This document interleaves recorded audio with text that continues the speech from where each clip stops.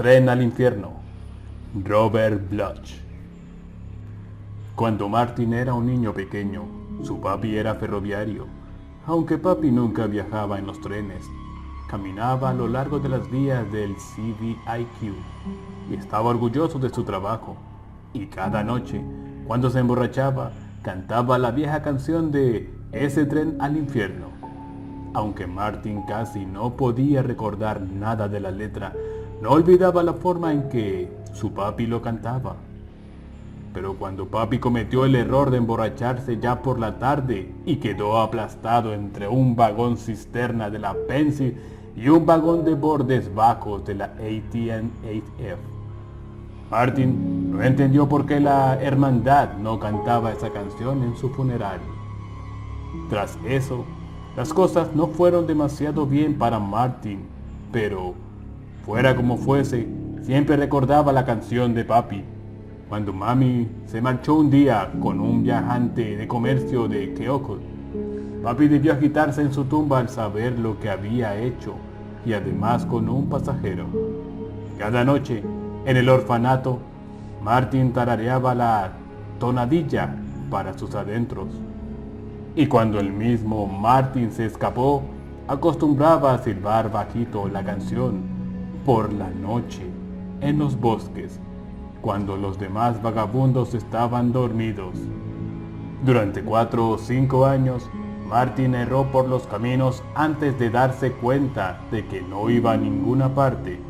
Como es natural, probó fortuna en muchas cosas, recogiendo frutas de Oregon, lavando platos en Montana, robando tapacubos en Denver y neumáticos en Oklahoma City. Pero para entonces ya había cumplido 6 meses en los campos de trabajo de Alabama y sabía que vagabundear de aquella manera no tenía ningún futuro. Así que trató de meterse en el ferrocarril, como su papi, pero le dijeron que los tiempos eran malos. Pero Martin no podía estar alejado del ferrocarril. Siempre que viajaba, lo hacía en tren. Prefería meterse de polizón en un tren de carga que iba hacia el norte con temperaturas bajo cero antes que mover un dedo para que un Cadillac lo llevase en dirección a Florida. Siempre que se hacía con una lata de cerveza, se sentaba en un cómodo y confortable paso de aguas bajo la vía, recordando los viejos tiempos, y a menudo canturreaba la canción de Ese tren al infierno. Aquel era el tren en el que viajaban los borrachos y los pecadores, los jugadores y los que aceptaban sobornos, los manirrotos, los don Juanes, toda esa alegre compañía. Resultaría realmente hermoso poder hacer un viaje con tan buena gente, pero Martin no quería ni pensar en lo que sucedería cuando aquel tren llegaba finalmente a la estación de allá abajo. No quería imaginarse pasando la eternidad haciendo de fogonero en las calderas del infierno, sin ni siquiera un sindicato que lo protegiese. A pesar de eso, sería un hermoso viaje, si es que existiese algo así como un tren al infierno, que, naturalmente, no lo había. Al menos hasta aquella tarde, Martin no pensaba que existiese, cuando se halló caminando sobre los rieles en dirección al sur, justo pasando Appleton Junction. La noche era fría y oscura, tal como son las noches de noviembre en el valle del río Fox, y sabía que hasta que llegase a Nueva Orleans no pasaría el invierno, o quizás hasta pasar Texas. Por alguna razón, no tenía muchas ganas de ir, aunque había oído contar que algunos de aquellos coches de Texas llevaban tapacubos de oro macizo. No, señor, los robos no se habían hecho para él. Eran peor que un pecado, no resultaban provechosos. Eran lo bastante malos como para ser obra del diablo, pero además con mala pata, aunque quizá fuese mejor que dejarse regenerar por el ejército de salvación. Mientras caminaba, canturreaba la canción de papi, esperando que un mercancía saliese de la estación tras él. Debía agarrarlo, no podía hacer otra cosa. pero el primer tren en venir llegaba en el otro sentido, rugiendo hacia él o a lo largo de la vía del sur. Martin fijó la vista al frente, pero sus ojos no igualaban a sus oídos, y por el momento lo único que podía percibir era el sonido. Era un tren. Seguro, notaba cómo el acero se estremecía y cantaba bajo sus pies, y no obstante, ¿cómo podía tratarse de un tren? La estación más próxima hacia el sur era Ninat Minasha, y de allí no tenía que salir ninguno en muchas horas. En aquella noche de noviembre, las nubes colgaban espesas por encima, y las neblinas rodaban sobre los campos como una sábana fría. Aún así, Martin debería haber sido capaz de ver el faro de la locomotora mientras el tren se aproximaba, pero solo escuchaba el silbato, chillando desde las oscuras fauces de la noche. Martin podía reconocer el equipo de casi todas las locomotoras jamás construidas, pero nunca había oído un silbato que sonase como ese. No estaba haciendo señales, estaba aullando como un alma perdida. El tren estaba ya casi encima de él, así que se hizo a un lado, y de pronto allí estaba, alzándose sobre los rieles y chirriando para detenerse en menos tiempo de lo que hubiese creído posible. Las ruedas no habían sido aceitadas, porque rechinaban como los condenados, pero el tren se detuvo y los chirridos murieron para dejar paso a una serie de profundos gruñidos.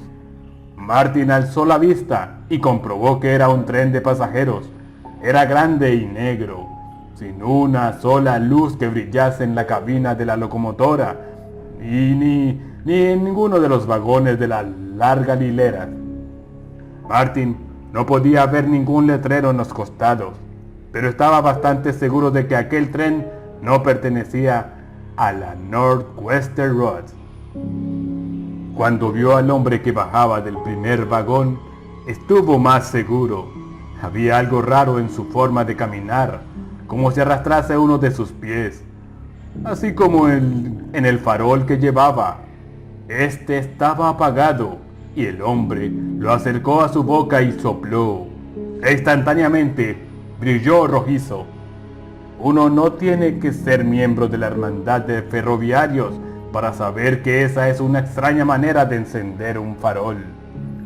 Mientras la figura se aproximaba, Martin reconoció la gorra de revisor escaquetada en la cabeza, y eso hizo que se sintiera mejor por un instante, hasta que se fijó en que la llevaba un poco demasiado alta, como si hubiese algo que surgiese bajo de ella, en la frente.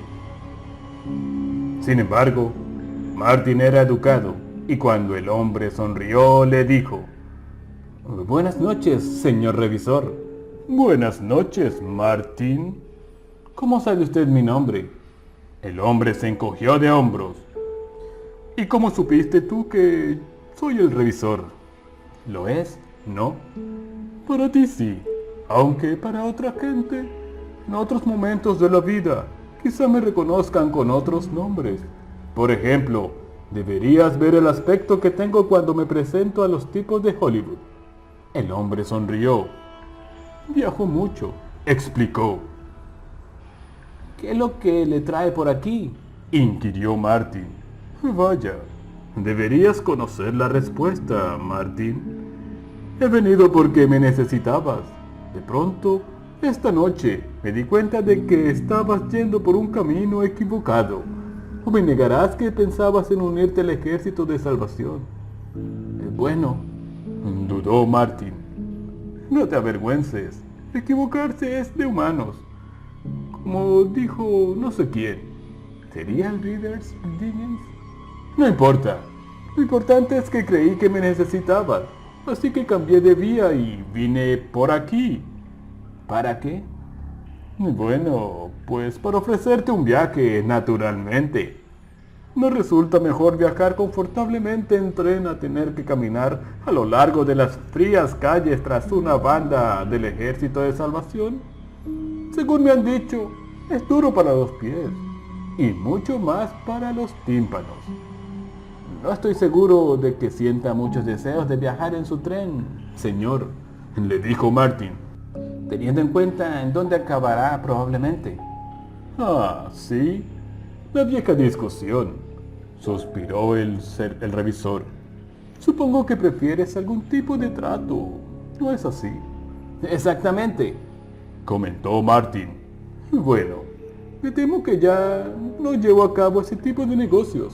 En la actualidad, no me faltan los candidatos a pasajeros. ¿Por qué iba a ofrecerte alguna ventaja especial? Usted debe desearme. De lo contrario, no se habría molestado en modificar su camino para venir a buscarme. El revisor suspiró de nuevo. En eso tienes toda la razón. El orgullo ha sido siempre la peor de mis debilidades, lo admito. Y, de alguna manera, odio la idea de perderte a la competencia, después de pensar que eras mío durante todos esos años. Dudó. Sí, si insistes, estoy dispuesto a tratar contigo, según tus propios términos. ¿Qué términos? Preguntó Martin. La propuesta estándar, cualquier cosa que desees.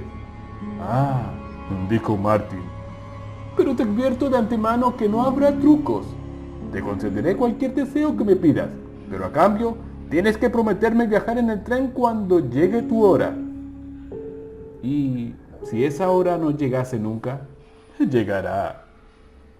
Y suponiendo que tuviese un deseo que me mantuviese siempre lejos de este tren, no existe tal deseo. No esté muy seguro. Ese es mi problema, dijo el revisor. Tengas las que tengas en mente, te advierto que al final cobraré mi deuda. Y no habrá ninguno de esos milagritos de última hora. Nada de arrepentimientos en un momento, ni chicas rubias o astutos abogados mostrándote el camino para escapar. Te ofrezco un trato limpio. Es decir, tú tienes lo que quieres y yo también. He oído decir que engaña a la gente. Dicen que usted es peor que un vendedor de coches usados. Mira, escúchame un momento. Me excuso, añadió apresuradamente Martin. Pero se supone que lo cierto es que no se puede confiar en uno de usted.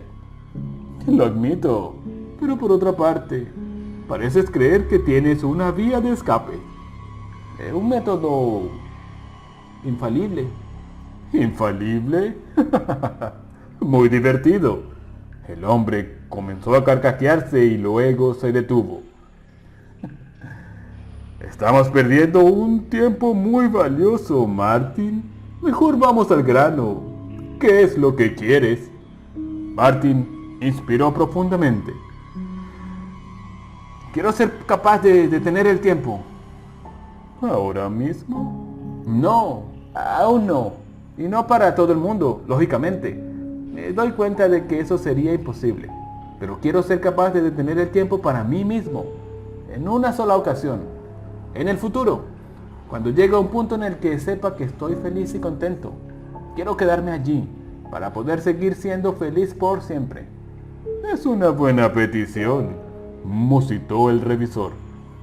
Tengo que admitir que jamás había oído nada similar. Y créeme, he oído muchas peticiones difíciles en mis muchos años. Sonrió a Martin. ¿Has estado pensando mucho en esto, no? Durante años, admitió Martin. Luego, tosió. Bueno, ¿qué es lo que dice? En los términos de tu propio sentido temporal subjetivo. No es imposible, murmuró el revisor. Sí, creo que podría hacerse. Pero yo quiero que se detenga realmente, no simplemente imaginariamente. Comprendo, puede hacerse. Entonces, acepta. ¿Por qué no? Te hice una promesa, ¿no? Dame la mano. Martin lo dudó. Me hará mucho daño. Quiero decir que no me gusta ver sangre y... ¡Tonterías! Has estado escuchando un montón de necedades, muchacho. Ya hemos sellado nuestro trato. Simplemente quiero darte algo. la forma en que llevar a cabo tu petición. Después de todo, nadie puede saber en qué momento decidirás ejercer tu derecho. Y no puedo dejarlo todo y venir corriendo. Así que será mejor que puedas regular el asunto por ti mismo. Me va a dar un control del tiempo. Más o menos. Tan pronto como pueda decidir qué será lo más práctico. El revisor dudó. Ah, justamente lo que buscaba. Toma, ten mi reloj. El revisor sacó el reloj del bolsillo de su chaleco. El reloj de ferroviario, con caja de plata. Abrió la parte trasera e hizo unos delicados ajustes. Aunque Martin intentó ver qué era exactamente lo que estaba haciendo, sus dedos se movían con tal velocidad que le resultó imposible ver nada. Ya está, sonrió el revisor. Todo está dispuesto. Cuando por fin llegue el momento en que te gustaría parar el tiempo, era simplemente la corona al revés y quítale la cuerda al reloj. Haz que se detenga. Cuando se detenga, el tiempo también se detendrá para ti. ¿Te parece lo suficientemente sencillo? El revisor depositó el reloj sobre la mano de Martin. Este apretó fuertemente los dedos alrededor del mismo. ¿No hay que hacer nada más? Absolutamente nada más. Pero recuerda, solo puedes detener el tiempo en una ocasión. Así que lo mejor será que estés bien seguro de sentirte satisfecho en el momento que decidas prolongar. Te aconsejo esto con toda honradez. Asegúrate muy bien de tu elección. Lo haré, dijo Martin sonriendo. Como se ha mostrado usted tan honesto acerca de todo, yo también lo seré. Hay algo que usted parece haber olvidado. Realmente no importa qué momento elija, pues en cuanto detenga el tiempo para mí mismo, eso significa que me quedaré donde estoy, para siempre. No tendré que envejecer más. Y si no sigo envejeciendo, nunca moriré. Y si no muero, nunca tendré que viajar en su tren. El revisor se dio la vuelta convulsivamente. Sus hombros se estremecieron. Quizás hubiera llorado. Y has dicho que yo era peor que un vendedor de coches usados, añadió con voz estrangulada. Entonces se perdió entre la niebla y el silbato del ferrocarril lanzó un alarido impaciente y, de pronto, se puso en marcha con rapidez sobre la vía, desapareciendo en medio de la oscuridad. Martin se quedó allí, contemplando, parpadeante el reloj de plata que tenía en su mano. Si no fuera porque podía verlo y tocarlo, y no fuese por aquel olor tan peculiar, quizá hubiera llegado a creer que lo había imaginado todo, desde principio a fin, tren, revisor, trato y demás. Pero tenía el reloj y podía reconocer el olor dejado por el tren al partir. Y desde luego, no hay muchas locomotoras que usen azufre como combustible. Acerca de su trato no tenía dudas. Eso es lo que sucede cuando uno piensa en las cosas hasta llegar a la conclusión lógica. Algunos estúpidos hubieran pedido dinero, poder o a Kinnovac. Papi se hubiera vendido por una botella de whisky. Martin sabía que había realizado un trato mejor. ¿Mejor? Era a prueba de bomba. Lo único que necesitaba ahora era escoger su momento. Se metió el reloj en el bolsillo y regresó a la vía. Realmente, si antes sus pensamientos no habían tenido un destino, ahora sí, iba a encontrar un momento de felicidad. El joven Martin no era ningún tonto. Era consciente de que la felicidad es algo relativo, de que hay grados de satisfacción y que varían según la vida de cada uno. Como vagabundo, a menudo se sentía satisfecho con unas sobras calientes, un banco en el parque o una lata de cerveza. En ocasiones había alcanzado un estado de éxtasis momentáneo mediante tales simples accesorios, pero tenía la convicción de que existían cosas mejores. Martin decidió hallarlas. Al cabo de 2 días estaba en la gran ciudad de Chicago, con bastante naturalidad. Llegó a West Madison Street y allí dio unos pasos para elevar su papel en la vida, Se convirtió en un vagabundo ciudadano, un tramposo, un buscón. Al cabo de una semana había llegado a un punto en que para él la felicidad era una comida en un restaurante barato, un ratito sobre un catre del ejército, en una verdadera casa de citas y una botella de moscatel. Pero una noche, después de gozar al máximo esos tres lujos, Martin pensó en quitarle la cuerda al reloj. En el punto álgido de su intoxicación, también pensó en los rostros de la gente honesta a la que en ese día había robado dinero. De acuerdo, eran unos integrados, pero eran prósperos. Llevaban buenas ropas, tenían buenos trabajos, conducían bonitos coches, y para ellos la felicidad tenía un mayor grado de éxtasis. Cenaban en excelentes restaurantes, dormían en confortables colchones y bebían whisky escocés. Integrados o no, algo bueno tenían. Marty acarició su reloj, rehusó la tentación de conseguirse otra botella de moscatel y, decidido a conseguirse trabajo y mejorar su consciente de felicidad, se fue a dormir. Al despertar, tenía resaca, pero aún seguía decidido. Antes de que hubiera terminado el mes, Martin estaba trabajando para un contratista de obras del lado sur de la ciudad, en uno de los grandes proyectos de reconstrucción. Odiaba el trabajo, pero la paga era buena, y pronto consiguió un apartamento de una habitación en la Blue Island Avenue.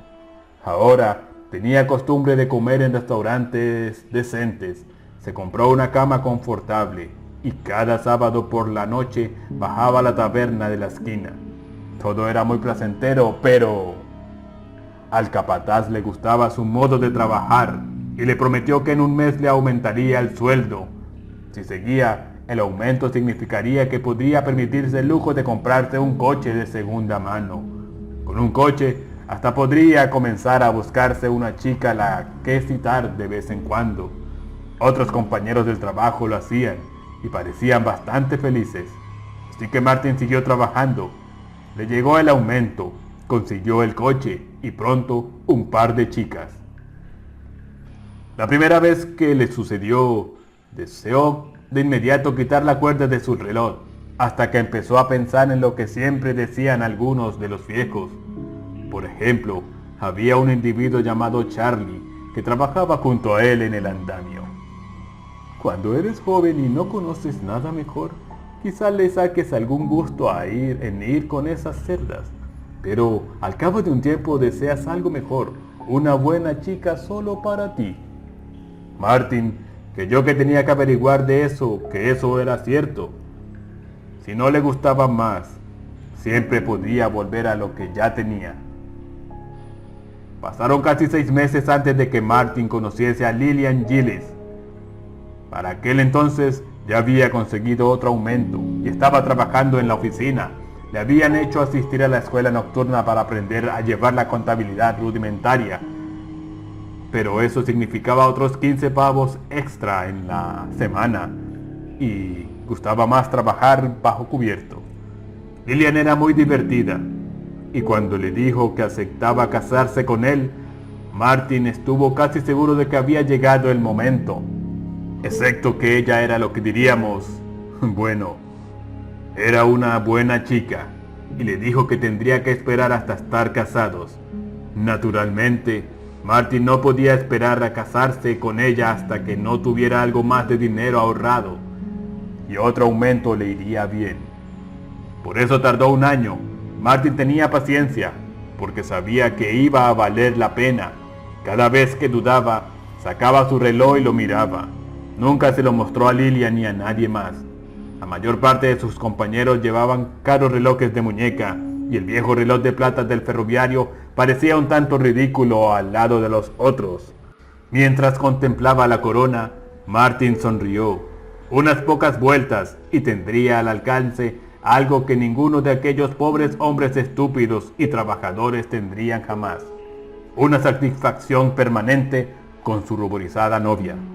Al casarse, la satisfacción resultó ser solo el principio.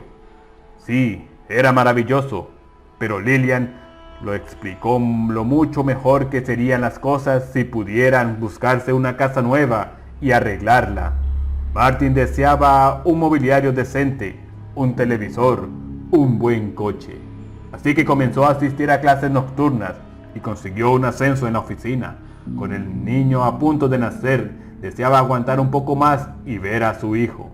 Y cuando nació, se dio cuenta de que tendría que esperar hasta que se hiciera un poco mayor, comenzase a caminar y a hablar, y desarrollase una personalidad propia. Por aquel entonces, la empresa le hacía viajar como supervisor de algunas de las construcciones. Ahora comía en buenos restaurantes, vivía por todo lo grande y con los gastos pagados. En más de una ocasión se sintió tentado a quitarle la cuerda al reloj. Aquello era una buena vida. Naturalmente, sería mejor si no tuviese que trabajar, más pronto o más tarde, si lo lograba intervenir en uno de los tratos de las compañías, podría sacar una buena tajada y retirarse. Entonces sería ideal. Aunque costó su tiempo, lo consiguió. El hijo de Marty iba a la escuela superior antes de que él lograse llegar hasta donde realmente estaba el dinero. Martin tenía la impresión de que tenía que ser ahora o nunca, porque ya no era exactamente un muchacho. Pero fue justo entonces cuando conoció a Cherry Westcott, y ella no parecía pensar que Martin fuera maduro, a pesar de la forma en que se le estaba cayendo el cabello y ganando tripa. Le enseñó que un bisoñé podía cubrir su calvicie y una faja reducir el depósito de los garbanzos. De hecho, le enseñó muchas cosas y disfrutó tanto aprendiendo que realmente sacó el reloj y se preparó a quitarle la cuerda. Por desgracia, eligió el momento preciso en el que los detectives privados abrieron la puerta de la habitación del hotel, y entonces hubo un largo periodo en el que Martin estuvo tan ocupado peleándose ante los tribunales con el asunto de su divorcio que honestamente no pudo decir que disfrutase de ningún momento. Cuando llegó a un acuerdo final con Lil, estaba arruinado y, después de todo, a Cherry ya no le parecía que él fuera tan joven, así que se alzó de hombros y decidió volver al trabajo. También en esta ocasión reunió un montón de dinero, aunque tardó más tiempo y no tuvo muchas posibilidades de diversión mientras lo conseguía. Las damas elegantes de los elegantes salones de cóctel ya no le interesaban, ni tampoco el licor. Además, el médico se lo había prohibido. Pero se dijo que un hombre rico podía descubrir otros placeres. Por ejemplo, viajar. Y nada de viajar en los topes de los vagones yendo de un lugar podrido a otro peor. Martin recorrió el mundo en avión y transatlántico de lujo. En una ocasión le pareció que, después de todo, iba a hallar el momento preciso mientras visitaba el Taj Mahal a la luz de la luna. Martin sacó el maltratado reloj y lo dispuso a quitarle la cuerda. Nadie lo contemplaba. Y eso fue lo que le hizo dudar. Seguro, aquel era el momento muy agradable, pero se encontraba solo. Lil y el chico habían desaparecido. Cherry había desaparecido también y, por alguna razón, nunca había tenido tiempo de hacer amigos. Quizás si lograse hallar alguna gente con la que congeniar, lograra la felicidad definitiva. Esa debió ser la respuesta. No era simplemente el dinero, o el poder, o el sexo, o el ver cosas hermosas. La verdadera satisfacción se encontraba en la amistad. Así que, mientras regresaba a su casa en barco, Martin trató de hacerse algunos amigos en el bar del buque. Pero toda aquella gente era mucho más joven, y Martin no tenía nada en común con ellos. Además deseaba bailar y beber, y Martin no se encontraba en condiciones de disfrutar de tales pasatiempos. A pesar de ello, lo intentó. Tal vez fuera por eso por lo que tuvo el pequeño accidente el día anterior al que atracasen en San Francisco. Pequeño accidente fue la descripción que dio el doctor de a bordo. Pero Martin se fijó en que tenía un aspecto muy serio cuando le ordenó que se quedara en cama y hasta llamó a una ambulancia para que fuera a recibir al barco, al muelle y llevase al paciente directamente al hospital. En el hospital, a pesar de aquel tratamiento excesivo con aquellas excesivas sonrisas y aquellas atentas palabras, no engañaron a Martin. Era un viejo cuyo corazón estaba débil. Pensaba que iba a morirse. Pero podría ser más listo que ellos. Aún tenía el reloj. Lo encontró en su chaqueta cuando se puso la ropa y huyó del hospital. No tenía por qué morir. Podía burlar la muerte con un solo gesto, y pensaba hacerlo, allá afuera, como un hombre libre, bajo el cielo abierto.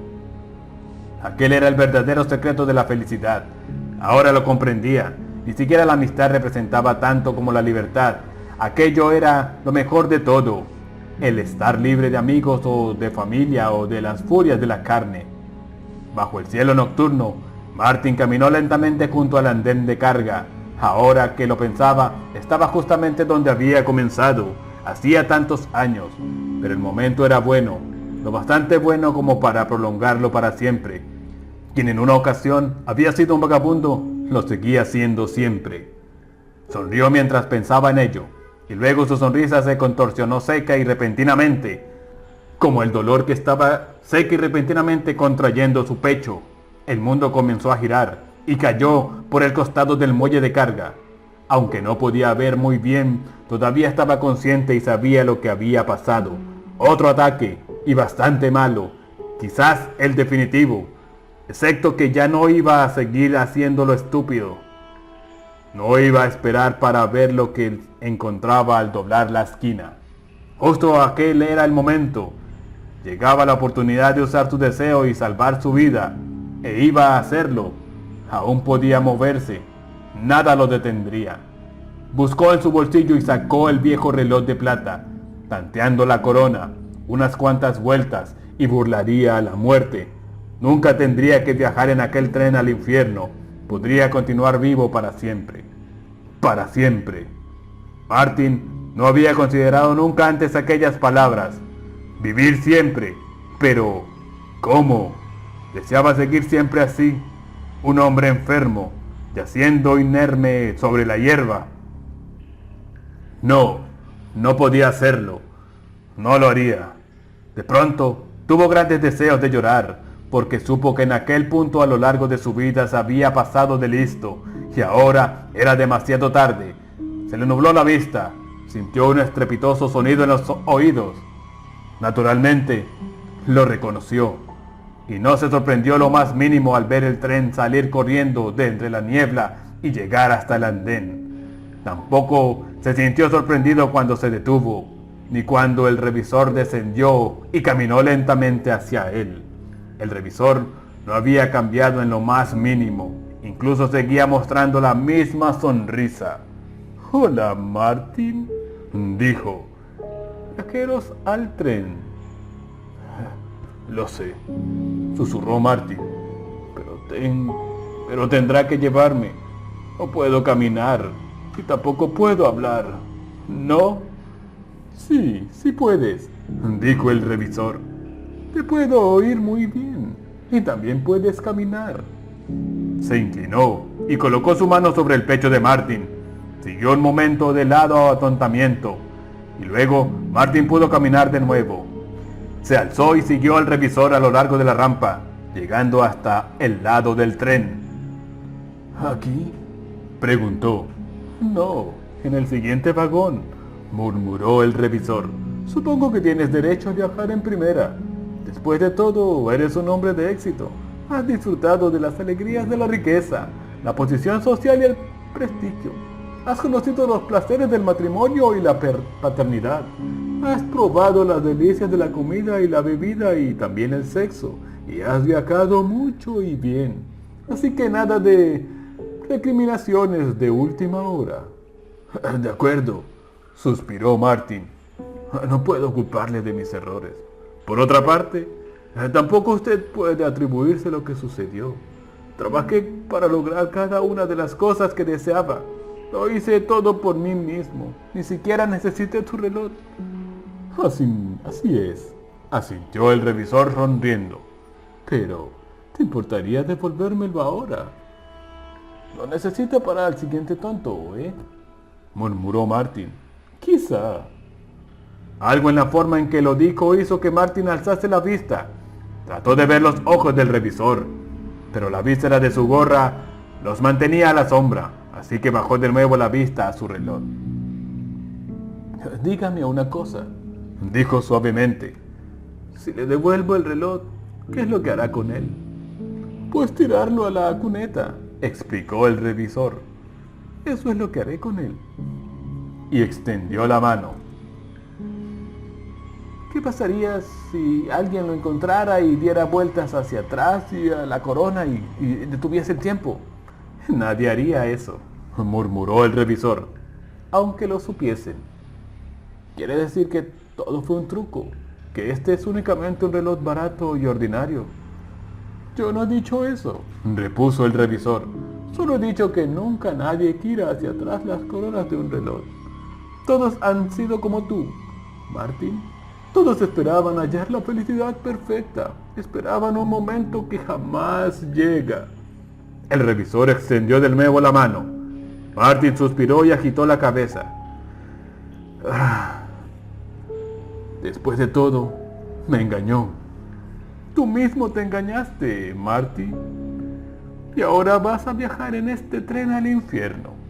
Empujó a Martin escalones arriba, al interior del vagón. Mientras entraba, el tren empezó a moverse y aulló el pito. Y Martin se quedó de pie en el tracateante vagón de primera, mirando a los otros pasajeros situados a lo largo del pasillo.